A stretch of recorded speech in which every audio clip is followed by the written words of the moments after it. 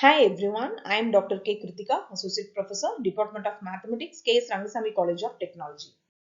I am going to explain set theory from discrete mathematics. The first one is basic concepts on set operations. So the first one is what is set? A set is a collection of well-defined objects. A set is usually denoted by capital alphabets and its elements are denoted by small alphabets. The first type of set is a finite set. A set with finite number of elements is called the finite sets. Otherwise, it is called an infinite set.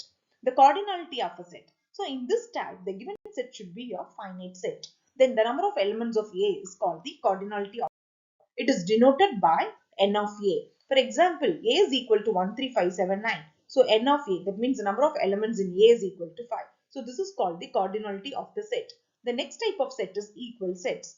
Any two sets A and B are equal if and only if it contains exactly the same elements. For example, A is equal to AEIOU, so B is equal to IAOUE. So n of A and n of B is also equal to 5. At the same time, the figure is also same. So A is equal to B. So it's called the equal sets. Equivalent sets means, so in this set, A and B they contain the same number of elements. For example, A is equal to AEIOU, B is equal to 1, 2, 3, 4, 5, 4, 5. So these two sets is entirely differ, but n of A and n of B should be same. So it is called the equivalent sets. So representation of sets. There are two types of representation of sets. One is the set builder form, another one is a roster form. Set builder form is always in the form of a word format. So x such that x is a natural number or x such that x is an integer and etc. Then roster form A is equal to directly the elements are given. So 1, 3, 5, 7, 9 or A, E, I, O, U and etc. Then universal set. It is the set which contain all the elements or objects under consideration. It is denoted by capital U. U means universal set. Empty or null set. A set having no elements is called the empty set. It is denoted by phi. So phi is a notation of empty set or null set. Venn diagram. It is a pictorial representation of a set and its operation by means of a diagram.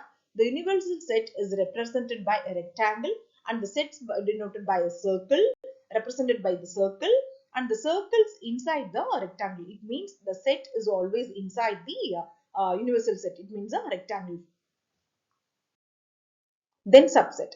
A set A is said to be a subset of the set B if every element of A is also element of the set B. It means for every x in A implies for every x in B. So it is denoted by A is a subset of B. Its notation is contained in. Sometimes A is equal to B. So it is called the subset. If A contained in B but A is not equal to B means it is called the proper subset of B.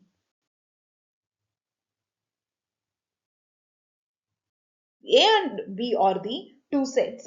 Then the set of elements that belong to A but do not belong to B is called the difference of A and B. So A minus B is equal to set of all x such that x belongs to A but x not belongs to B.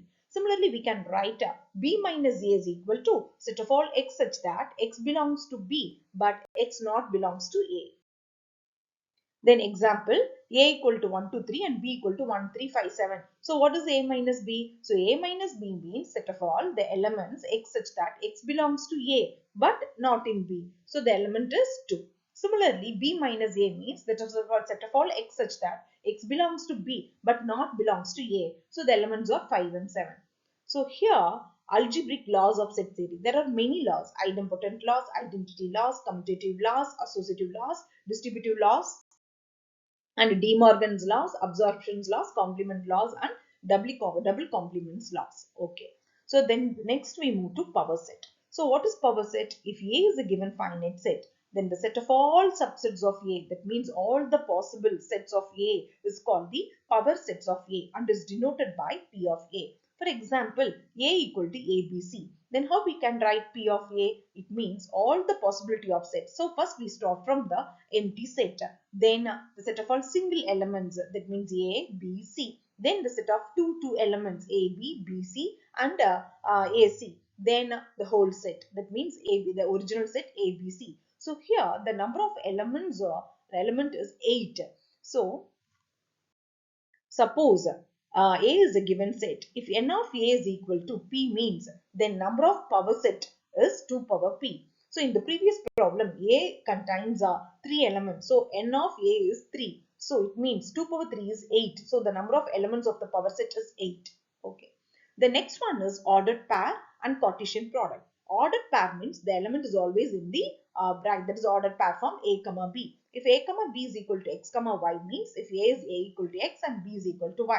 Then Cartesian product. In this Cartesian product, the set of all, we discuss only the elements in the form of, it's not only a single, it is in the ordered pair form.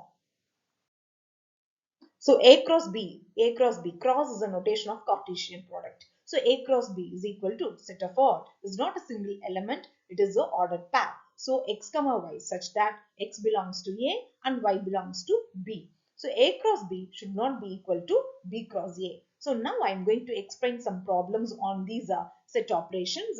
The first one, find the sets A and B. If A minus B is equal to something, B minus A equal to some elements are given, and A intersection B is equal to this. So these three are given part. Using these three, we are going to find A and B. So before that, we draw one Venn diagram. This is A, this is B. Okay. So here A minus B is given. So this part is only the A minus B part because these elements are belongs to A but it's not in B. So this portion is only A, and intersection is 4 comma 9. So we write it in this middle part.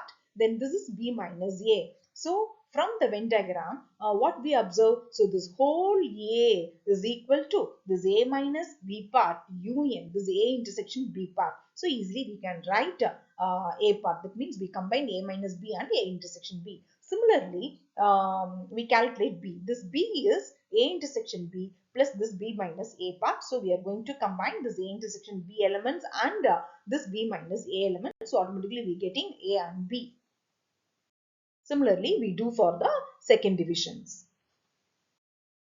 The second problem, if A is equal to this, B is equal to this, C is equal to this, then find A minus B and A minus C. So, solution. So, first we are going to write the given sets A, B, C. So, what is the definition of A minus B? Which is a set of all x such that x belongs to A but x not belongs to B. So, here A minus B is equal to 5, 6. Similarly, we calculate A minus C, which is set of all 2, 5, 6.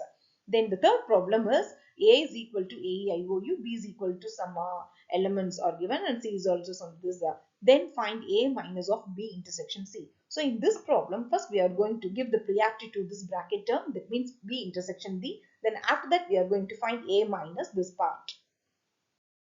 So what is B intersection C? B intersection C is I, the common element between P and C. So I is B0. Then A minus B intersection B means now we are going to element of this operator but which belongs to A but not belongs to B intersection C. So these are A, E, O, U.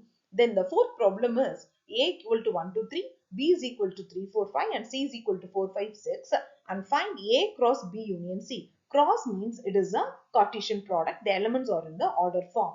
Okay, so first we are going to find this bracket term, that is B union C. So now just we are going to combine this B and C. The answer is 3, 4, 5, 6. Then after that, A cross B union C. It means we write all the elements in the order format. The next fifth problem, if actually it is a proof. If A, B, C or any three sets, proof analytically that A minus something B intersection C is equal to A minus B union A minus C. So from this LHS we can prove the RHS. So how we prove? So first we take this LHS. So which is equal to set of all x such that x belongs to this whole element. Then next we can write x belongs to A and x not belongs to B intersection C. Why here we using not belongs to means here minus exists. So we using x not belongs to. Then after that x such that x belongs to A and we can write it as x belongs to B, but here intersection notation is and, but not and means here we using or. So x not belongs to C. Then x such that just we product concept x belongs to A and x not belongs to B, or x belongs to A and x not belongs to C. Then we write the notation form of this and notation form of this, and again x belongs to A minus B union A minus C, then which is equal to A minus B union A minus C, which is equal to right hand side, hence the proof. So now we move to the next proof.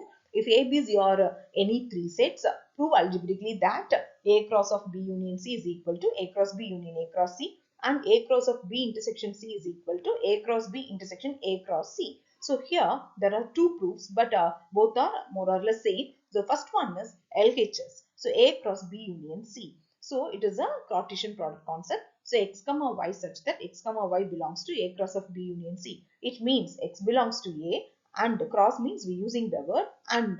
So y belongs to B union C. B union C means what? Y belongs to B or y belongs to C. Then expand. X belongs to A and y belongs to B, or another part is what? X belongs to A and y belongs to C. So now we write it in the notation form A cross B and A cross C. Then we combine x comma y belongs to A cross B, A cross C. It means actually here A cross B intersection A cross C exists, which is equal to right hand side. Similarly, we prove the second one, A cross of B intersection C. Set of all x comma y such that x comma y belongs to A cross of B intersection C. X comma y belongs to x such that x belongs to the first element, I cross means and y belongs to B intersection C. Similarly, just we expand the second term, y belongs to B and y belongs to C, which is equal to set of all, just we expand x belongs to A and y belongs to B, and x belongs to A and y belongs to C. Then we write the notation form of this first bracket A cross B. Similarly, we write the notation of the second bracket A cross C. So now we again combine and we get the result A cross B intersection A cross C is equal to our right hand side. So this seventh problem is a practice problem. Thank you. I hope everyone understood this set theory from discrete mathematics. Thank you.